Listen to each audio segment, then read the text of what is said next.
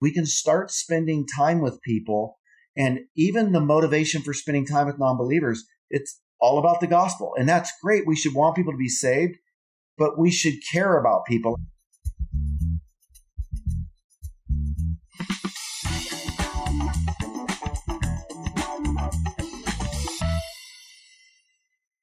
Hey everybody, it's Abdu Murray, and this is another segment of Coulda, Shoulda, Woulda, which is just a series of short videos where we look at, as people who are professional apologists or evangelists or speakers who have YouTube channels and public platforms, where we actually want to tell you about times when we botched it, when we coulda, shoulda, or woulda done something differently in an evangelistic encounter or an event from the stage, whatever it is, to encourage you that you don't got to be perfect to get in the game. We need you in the game. God has placed you in a particular context with a particular person or a group of people to keep you and get you in the game. So hopefully you can learn from the mistakes that we've made. Well, with me in this particular installment of Coulda, Shoulda, Woulda is my good friend Bobby Conway, more popularly known, I think. Well, I don't know if your name is more popular than the 1 Minute Apologist is, but Bobby is the 1 Minute Apologist. And you can find out more about what he does on oneminuteapologist.com and various other places. You got social media channels, I'm sure, and we'll give the handles to those social media outlets as well. But Bobby is an apologist. He's a pastor. He's a writer, and does some really great work in the field of apologetics and evangelism. And one thing I like about your work, Bobby, is that you're extremely vulnerable and real. Which is a great way to introduce the fact that you're going to be here on Coulda, Shoulda, Woulda, where you're going to be really vulnerable and real. So welcome to the segment, Bobby, and we'd love to hear a time when you coulda, shoulda, or woulda done something differently. Yeah, well, thank you for having me. It's great to be with you, Abu. Mm-hmm. I think about a statement I once heard, if all if, ands, and buts were a can of nuts, every day would be a Merry Christmas, right? And that's kind of that whole shoulda, coulda, woulda. This whole thing can really haunt me when I look at my life, because there's a lot of things that I shoulda, coulda, would have done differently. And when you talk about getting in the game, that's such a great metaphor. I played baseball my whole life, even up into college. And I knew what it was like to go out and pitch and get shelled really bad, so bad that I didn't want to return to the mound again. And I think a lot of people are like that. They feel like they've got missionally shelled when they sought to share the gospel. And as a result, they're gun shy. But the point that I love that you're after here is that we're to fine tune our evangelism. And I think one of the things that I have learned is evangelism in a lot of ways is just like every other area of our life. And to expect that we're just going to go off and succeed without evaluation. Anytime you're trying to develop a set of skills, if you're going to learn to play the guitar, you're going to get some calluses on your fingers. You're going to botch it. And evangelism is no different. And so I think what makes us so gun shy sometimes is when you hear these success stories, and only the success stories. And that's what makes these videos so good, in my opinion, that you're doing, is you're saying, let's not share the success story. Let's share the failures. And so when I first became a Christian, I got into evangelism and was going out sharing the gospel. And I never heard the gospel. I was 19. I got saved. God saved me out of a party lifestyle, got my life cleaned up. And then I left California, where I grew up, went off to Arkansas, and I started witnessing on college campuses to 50 to 100 people a week. My burden for the gospel was so strong. I would go out. I'd literally even stand on a bench and just preach across campus. Nobody would listen, but I felt like preaching and would do that. But all that to say, the kind of methods that I learned early on in evangelism, it was, go share the 4 spiritual laws, or and it was very programmatic. And so that was my early initiation into it. So I can remember going out, doing some street evangelism. And I don't think that the way I did evangelism early on is the most effective approach today, but I learned some things and I made some big mistakes. And one lesson that I remember is when I walked cold turkey up to a guy and I said, "Hey man, mind if I just talk to you about the gospel? And we just got into a conversation. And when I was done giving my gospel appeal, I'll never forget how he replied. He basically told me, he said, Bobby, what you just shared with me just felt like it was something you're sharing from memory. Didn't feel like you were really interested in who I was as a person. Feels like you just had a canned presentation. And what he was really saying is you need to customize your approach. Yeah. And that was a lesson that I learned big time in my witnessing endeavor, is that I went out, and that's the problem with evangelism methods, because it does not consider customization. And the world gets customization. You can customize everything. We need to learn how to customize the gospel. And I love, my first pastor was Rick Warren, and he said, Jesus always ministered to people's needs, hurts, and interests. And I would add, and beliefs. So we ask, what are their needs? What are their hurts? What are their interests? And what are their beliefs? And therefore, out of that, we can come up with a customized approach to ministering to their beliefs apologetically, or to praying for their hurts, or taking interest in their interest, or meeting some of their needs.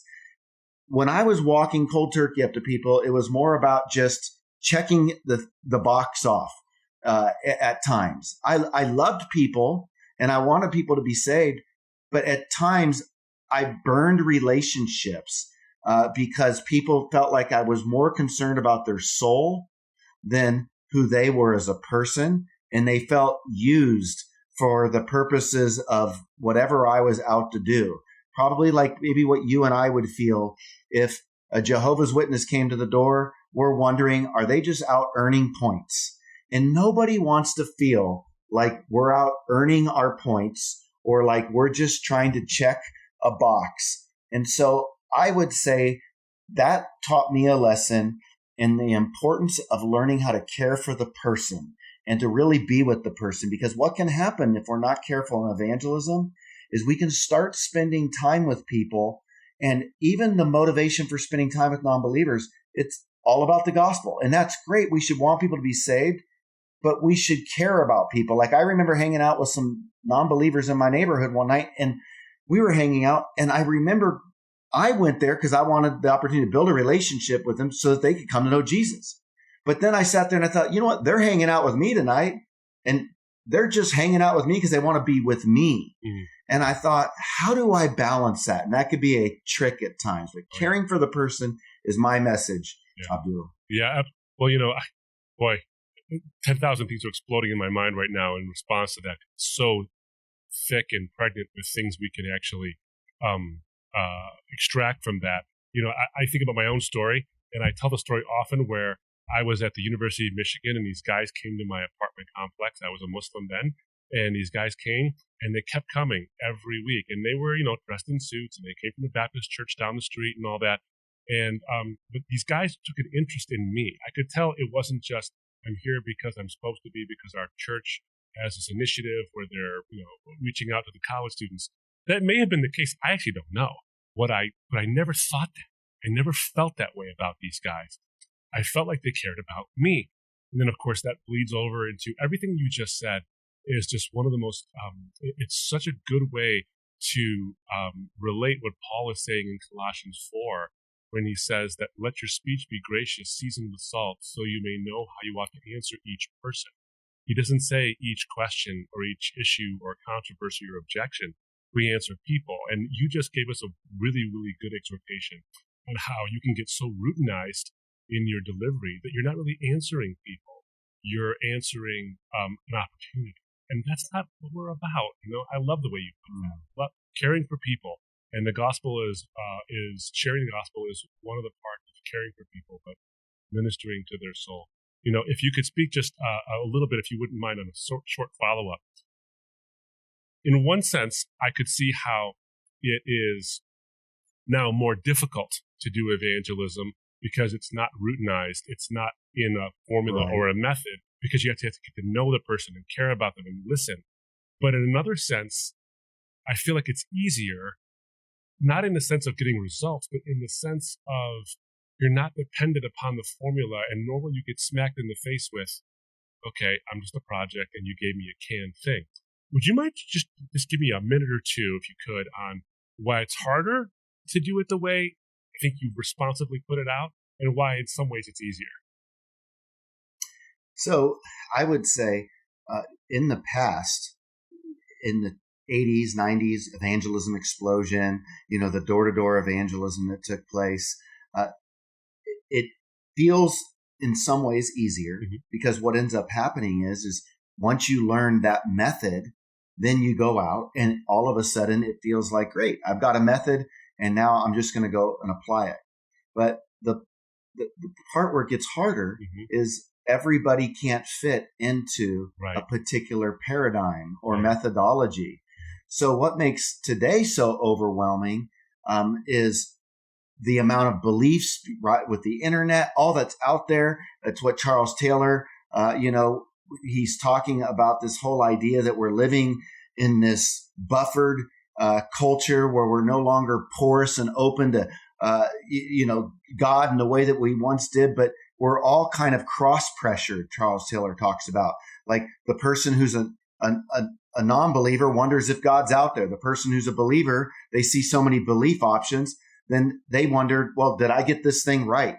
And so I think one of the things that causes problems for us now, we're more hesitant because we're not, well, what method do I go out and use? Because so many people came out with their unique method. Or how do I know that I got this thing right called Christianity? Because of all the different objections that come up. And I think we really just want to help people to know that the Spirit will give us guidance. I think we overcomplicate evangelism. I honestly do. I think that the large part of evangelism is just relational intuitiveness, just having a sense of EQ as we're relating to people, asking questions, listening, not barging through that door, and then customizing as we listen to the Holy Spirit guide us how to apply the gospel to their life. And so I'd say we have one meta story, the gospel, to share, but we have tons of mini stories that we can relate to. So I call it the primary gospel that we want to get out, the death, burial, and resurrection. That's what we want to share. Yeah. But the secondary gospel is all these secondary stories where I can relate to people. If they're talking about drugs or alcohol, promiscuity, I'm looking to relate to them on a secondary story to connect it to the primary story of how the gospel can transform their life. And it seems a lot simpler in that way. Yeah. Well, the beauty of the scriptures that you and I love so much is that they take all this stuff, and Paul summarizes it as answer each person. You just beautifully put it, that it's actually easier when you can answer each person, not in terms of the effort, but in terms of you're actually doing the work instead of performing a ritual, as it were.